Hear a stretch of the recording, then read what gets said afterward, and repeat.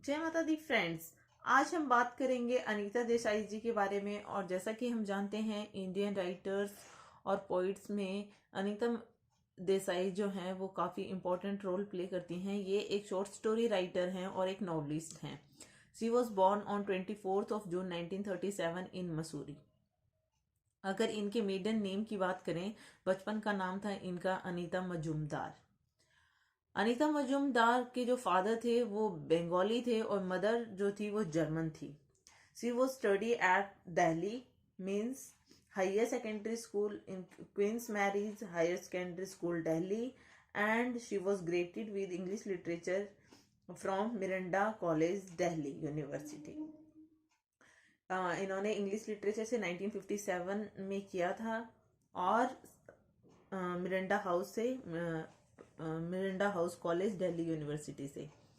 अगर हम इनकी बात करें कि इनकी जो राइटिंग्स है उनमें क्या होता है मोस्टली, तो अनीता देसाई जी की जो राइटिंग्स हैं, इनके जो नॉवेल्स हैं, शॉर्ट स्टोरीज हैं, चिल्ड्रंस बुक्स भी हैं, लेकिन इनके जो नॉवेल्स में है वो मोस्टली जो चीज़ें आपको देखने को मिलती हैं, तो she is known for her sensitive portrayal of inner feelings of the female characters.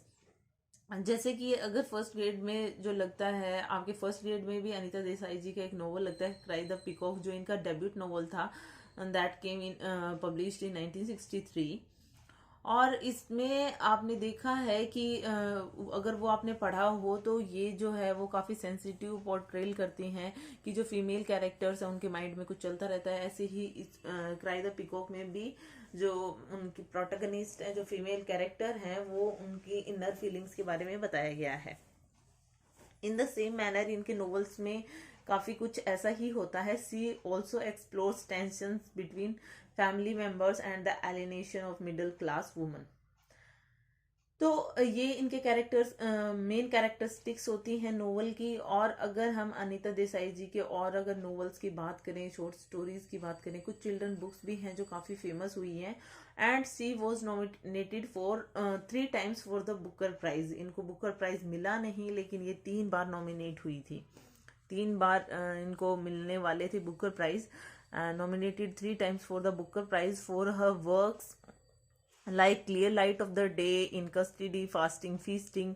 ये इनके कुछ ऐसे वर्क्स हैं जिनके लिए ये नॉमिनेट हुई थी बुकर प्राइज के लिए। तो ये जो है clear light of the day that was published इन 1980, ये इनका मोस्ट बायोग्राफिकल नोवेल माना जाता है। जैसा कि आप देख सकते हो, मैंने यहाँ पे लिखा भी है ऑटोबायोग्राफिकल। इनका मोस्ट ऑटोबायोग्राफिकल नोवेल कहा जाता है इनको। इन कस्टडी जो है, इस पे मूवी भी बन चुकी है। And in custody novel was publish in 1984। तो ये इनके नॉमिनेट हुए थे। And fasting feasting 1999, publish in 1999। ये तीनों बुकर प्राइज के लिए नॉमिनेट हुए थे, लेकिन इनको इनके लिए मिला नहीं था। इनके अलावा भी बहुत सारे उनको अवार्ड्स मिले हैं। और इनके फर्स्ट नोवेल, जैसा कि मैंने बताया, इनका डेब्यूट नोवेल जो था वो debut novel cry the peacock that was published इन 1963। इनके 4 बच्चे हैं, जिनमें से एक किरण देसाई जी हैं, इनका नाम आपने सुना होगा।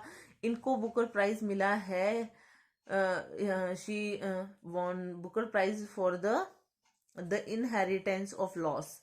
इनका जो वर्क है that was published in 2006, the inheritance of loss के लिए किरण देसाई जी को बुकर प्राइज मिला है। तो ये क्वेश्चन भी पूछा जा सकता है, इसलिए आप थोड़ा सा ध्यान में रखेंगे।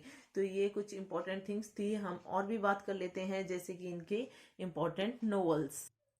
इनके जो इम्पोर्टेंट नॉवेल्स हैं, इनमें जैसा कि मैंने बताया अभी, clear light of the day, in custody, fasting feasting.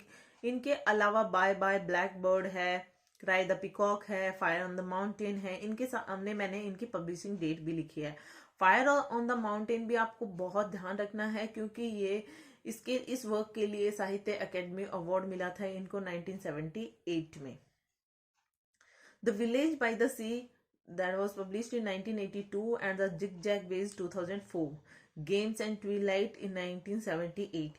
इनमें से कुछ वर्क्स का आपको वीडियो देखनी है तो मैंने वीडियो भी बना रखी हैं।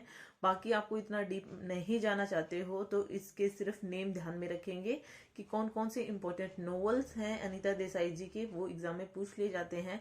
तो bye bye black bird, cry the peacock, fire on the mountain, the village by the sea, the zig zag way, games and twilight, clear light of the day, in custody and fasting feasting, ये तो आप जरूर ध्यान में रखेंगे। इनके साथ साथ में ही हम बात कर लेते हैं अवार्ड्स की। अवार्ड्स की बात करें तो जैसा कि मैंने बताया, फायर ऑन द माउंटेन को वो जो पब्लिश हुआ था 1977 में, इसके लिए इन्हें साहित्य अकेडमी अवार्ड मिला है 1978 में। और इसी वर्क के लिए, फायर ऑन द माउंटेन के लिए ही विनी फ्रेड होल्डबाय मेमोरियल प्राइज मिला है इन्हें। अगले प्राइज की बात करें हम, गार्जियन चिल्ड्रंस फिक्शन प्राइज 1983 में इनको मिला है। जो वर्क इनका 1982 में पब्लिश हुआ था, द विलेज बाय द सी। तो द विलेज बाय द सी जो है, इसके ऊपर एक मिनी सीरीज भी बन चुकी है। तो ये भी काफी इंपॉर्टेंट वर्क है जो आप ध्यान में रखेंगे। पद्म भूषण मिला है इनको 2014 में। तो ये इनके कुछ इंपॉर्टेंट वर्क्स थे। साथ ही साथ में अगर आप देखें तो जैसा कि मैंने बताया, द जिग जैग वे और द पिकॉक भी है इनका एक वर्क। इनके अलावा कुछ और भी वर्क्स हैं, जैसे कि journey to Ithaca, where shall we go to this summer, इस तरीके के, द पिकॉक गार्डन, इस तरीके के जो वर्क हैं, वॉइसेस इन द सिटी, तो ये ध्यान रखेंगे आप। साथ ही साथ में मतलब थोड़ा बहुत पता होना चाहिए। बाकी जो इंपॉर्टेंट वर्क्स हैं वो मैंने लिखे हुए हैं, इसमें मेंशन किए हुए हैं। कुछ स्टोरी बुक्स भी हैं इनकी जो इन्होंने पब्लिश की थी, कुछ चिल्ड्रन स्टोरी बुक हैं। तो इनकी फर्स्ट स्टोरी की बात करें तो वो circus cat alley cat, that was published in 1957। और भी बहुत सारे वर्क्स हैं, जैसे how gently in the mist, और भी बहुत सारी स्टोरीज हैं जो इनकी चिल्ड्रन बुक भी हैं। लेकिन इनका जो फर्स्ट वर्क है, मे भी पूछा जा सकता है, इसलिए वो मैंने लिख दिया है इसमें, first story circus cat alley cat. तो ये आप ध्यान में रखेंगे। और वैसे इनके बहुत सारे वर्क हैं जो इम्पोर्टेंट भी हैं, लेकिन आप मोस्टली नॉवेल्स जो हैं, या फिर 3 टाइम इनको बुकर प्राइज मिलने वाला था, कौन कौन से वर्क के लिए ये नॉमिनेट हुई थी, ये सब कुछ आप ध्यान रखेंगे। और इनकी जो बेटी है किरण देसाई, इनकी daughter, the inheritance of the loss, that was published in 2006, इनके लिए इनको बुकर प्राइज भी मिला है। So it is all about it, hope you like it. If you like the video, please hit the thumbs up button, please subscribe the channel, put your views and suggestion in comment section. So thank you.